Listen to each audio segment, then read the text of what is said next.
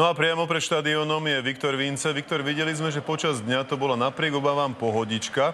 Ako je to teraz? Nehustne atmosféra pred zápasom? Dobrý večer, no nehustne ani zďaleka. Iné čo hustne je atmosféra okolo mňa a prípadne pri štadióne, pretože oni sa ma tu snažia dostať na ich tribúnu. Musím povedať, že ten priebeh bol veľmi pokojný.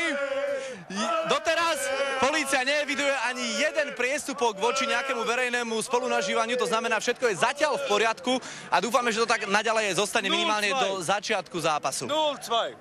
Tak Viktor, vidíme, že to je tam naozaj pestré a veselé, zvládaš to perfektne.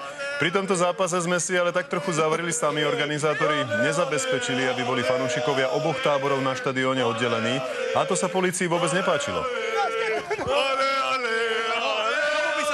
Patrik, ale musím povedať, že tentokrát sa musím postaviť na stranu organizátorov, pretože to slovenskí fanúšikovia predávali lístky práve tým bosniackým. Inak by nedošlo k pomiešaniu, preto je ten zápas aj rizikový a uvidíme, ako to nakoniec dopadne, pretože ak ich rozdrtíme, čo verím, že áno, tak v tom prípade by už aj tie podgurážené mysle mohli spôsobiť nejaký konflikt až po zápase. Preto tu zostávame a viac informácií prinesieme v nočnom spravodajstve.